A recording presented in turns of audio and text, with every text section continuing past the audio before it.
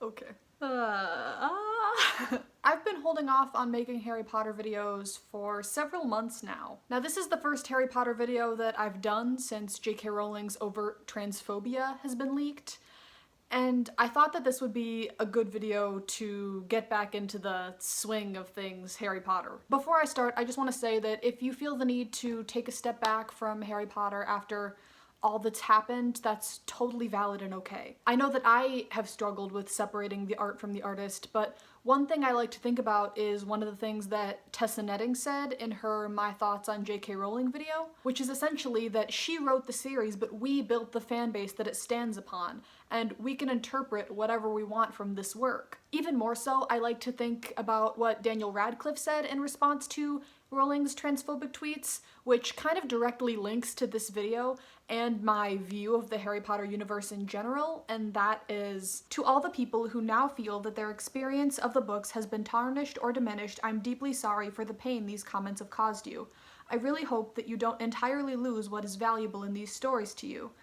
If these books have taught you that love is the strongest force in the universe, capable of overcoming anything, if they taught you that strength is found in diversity and that dogmatic ideas of pureness lead to the oppression of vulnerable groups, if you believe that a particular character is trans, non-binary, or gender fluid, or that they are gay or bisexual, if you found anything in these stories that resonated with you and helped you at any time in your life, then that is between you and the book you read, and it is sacred. And in my opinion, nobody can touch that. It means to you what it means to you, and I hope these comments will not taint that too much. Thank you, Daniel. With that sentiment in mind, I will transition into today's topic, which is that Wolfstar, which if you don't know what Wolfstar is, it is the ship of Remus and Sirius from Harry Potter, is totally real in my book. I had a few Wolfstar fans in the comment sections of all my other Harry Potter videos, so I really hope that you guys enjoy this. This has honestly been a long time coming. Now, before anybody says, oh, why does it matter? Or, oh, why does this have to be the case? Why does everything have to be gay these days? And, oh, well, it's not even a huge part of the story. They're not main characters, and it wouldn't change a whole lot about the story. Well, to that I am going to say, and this was explained really well in a video that I recently watched called Nick Ain't Straight on The Great Gatsby. I'll link that video down below. But to that I will say this is no different than any other argumentative essay that you might write or read or hear about coming from an English class. This is no different than an argumentative essay saying the curtains were blue because, or this character was depressed because, or the tree represents this, or the conch shell represents this. It's absolutely no different than that. People just don't take queer coding and the possibility of a LGBTQIA plus character seriously, because some people still think that assuming a character is gay or bi or LGBTQIA plus is offensive, but it's not. And that is something that society is still trying to overcome, I think, when interpreting pop culture. It's also important to note that this is just my interpretation of Remus and Sirius's relationship throughout the series of Harry Potter. Now, if you have a different interpretation, that's totally fine. You don't have to agree with me. But I'm just saying, this is one way of interpreting these characters in this story. Books can be interpreted in many ways, and I certainly don't mean to take anything away from their friendship by saying that there was something more. They have an extremely profound, close connection, and how you choose to see it is up to you. Okay, with that said, let's get started.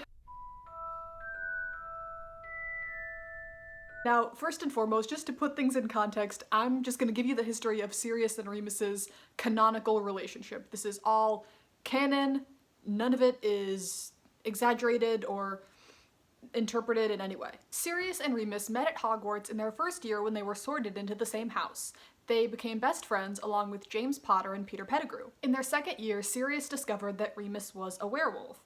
So he and the other Marauders became animagi to help Remus's transformation at every full moon bearable. Throughout their time at Hogwarts, they helped Remus cope with being a werewolf by taking him to the Shrieking Shack at every transformation, also to assure that he would not hurt anyone. After their time at Hogwarts, they joined the Order of the Phoenix together. When the war started and it was announced there was a spy among the members of the Order, Sirius suspected Remus, and he became the Potter's secret keeper. But he was falsely accused of betraying them and telling Lord Voldemort of their location. So he was sent to Azkaban for 12 years. After these 12 years, and in book 3 of the Harry Potter franchise, is when we're introduced to Sirius Black, the titular prisoner on the lam of 12 years of incarceration for mass murder, and to Professor Remus Lupin, a wry, gentle schoolteacher carrying a terrible secret. At the novel's climax, the two of them come face to face and, much to Harry's surprise, fall into each other's arms. In an awkward info dump of a monologue, it's revealed that Sirius and Remus were very close friends when they were at Hogwarts. So close indeed that the brilliant young Sirius taught himself how to transform into a large dog to keep his werewolf friend company during the full moon. It's discovered that Sirius was framed, and even after their 12-year separation, that Remus and Sirius remain fiercely devoted to one another. In book 5, the two of them are secretly living together. Despite Sirius's outlaw status and Remus's poverty after getting fired, they begin a kind of parental role to Harry. At the end of the book, Sirius is killed in battle, Remus is undone with grief, and so ends Order of the Phoenix and the tragedy of Remus, Lupin, and Sirius Black. Now again, this is all canon, so let's try to unpack some of this. Remus Lupin and the dearly departed Sirius Black were both complex father figures for Harry. At the same time, I might add. But that's not exactly why so many Potter fans embraced them so fiercely. Many latched onto the friendship of Remus and Sirius, believing that it was the closest thing to a gay relationship that these books had to offer. And might I add, this was before J.K. Rowling announced that Dumbledore was gay in an interview randomly after the book series was already fully released. Now, the Prisoner of Azkaban film director Alfonso Cuarón saw this relationship in the same way, even telling Remus Lupin's actor David Thewlis that the character is gay. Thewlis told Entertainment Weekly, Alfonso Cuarón, in the rehearsals without J.K. Rowling's knowledge, told me that my character was in fact gay.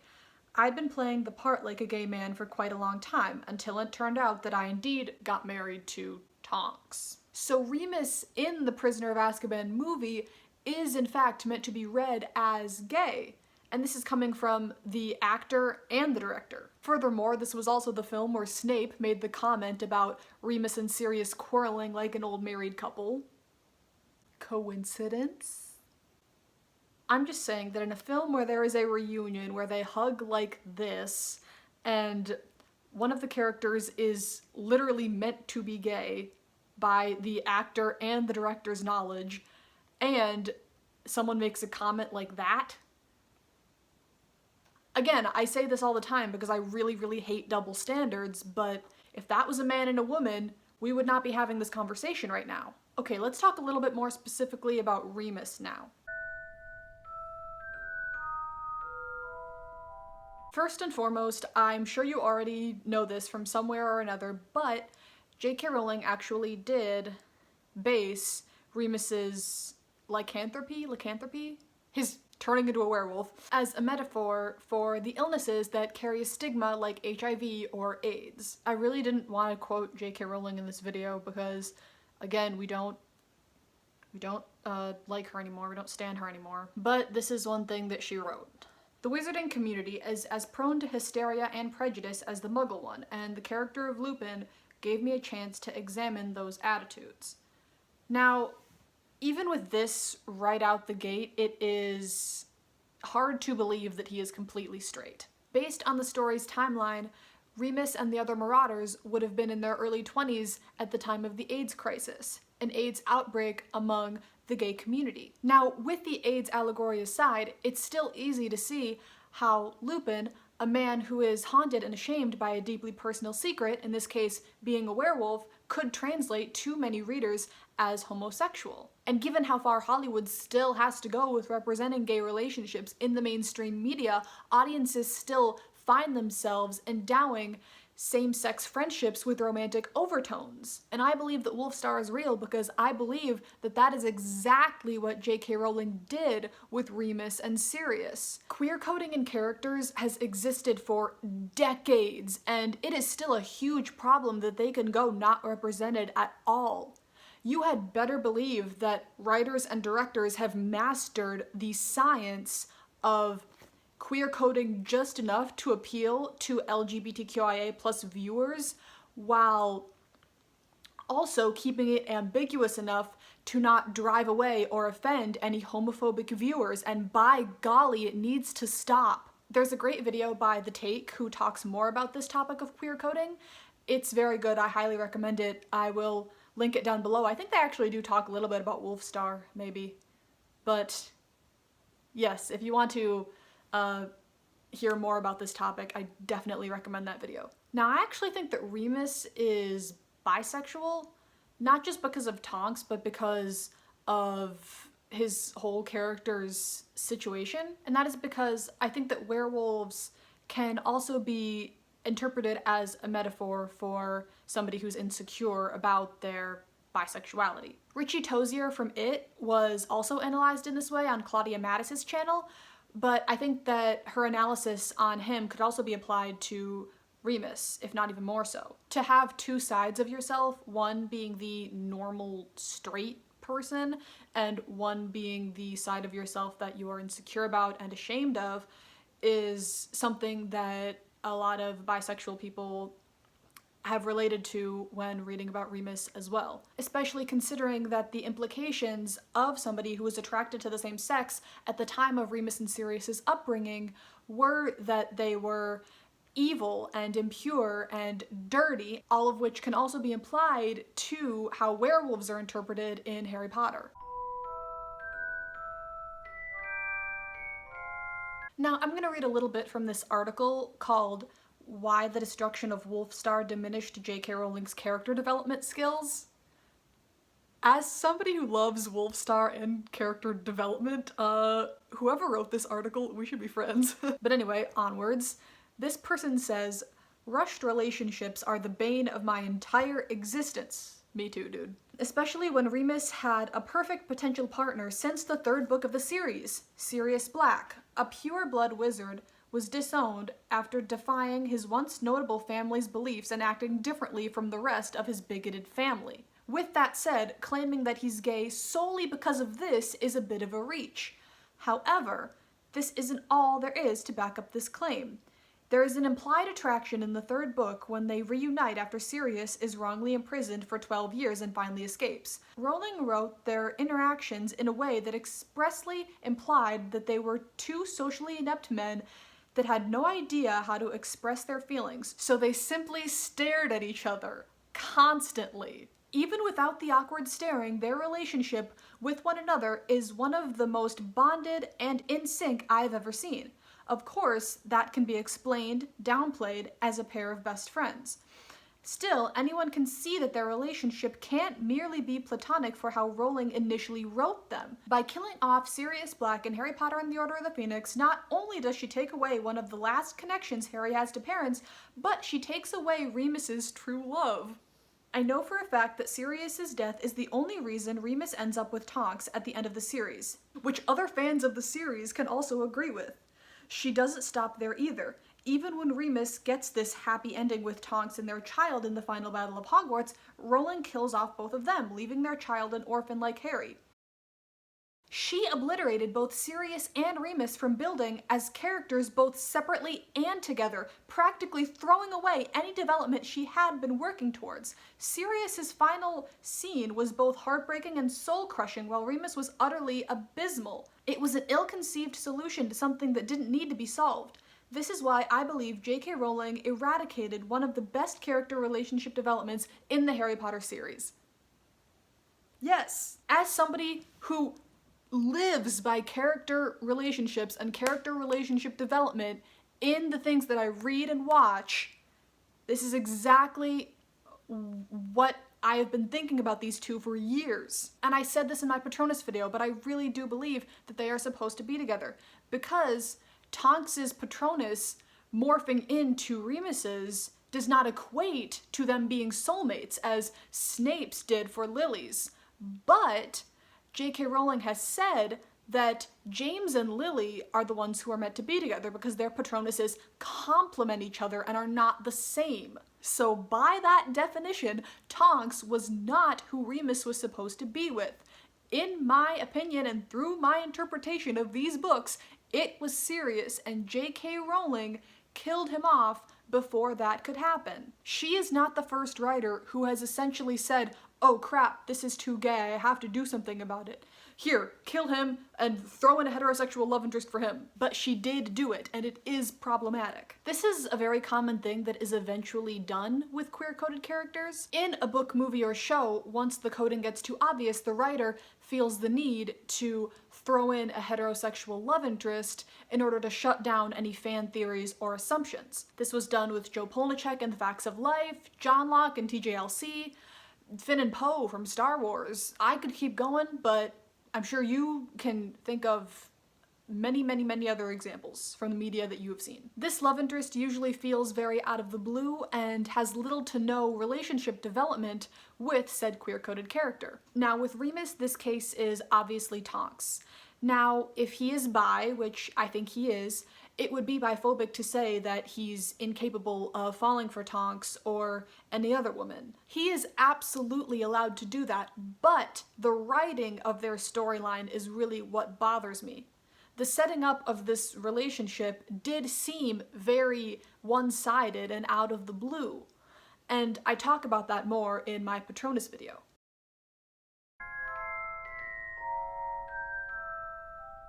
We were never, in the 3 books in which these characters have a relationship, were given any indication of either one of their sexual orientations, at least no explicit indication. Sirius and Remus, while not main characters, are essential characters, integral to the story. Sirius is canonically very handsome, as observed in Order of the Phoenix by Harry Potter, the bisexual king.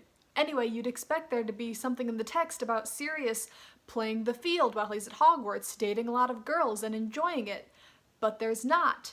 Notably, he doesn't even notice the girl who's lusting after him in the common room. Remus is a smart, sensitive, helpful, and complex gem of a person who doesn't seem to be snatched up by anybody either. Now I'm going to read a direct quote from a rather popular essay called In Defense of Remus and Sirius, and that is, reading through the scenes in which both Sirius and Remus appear, something I notice is that we always know when they're looking at or touching each other.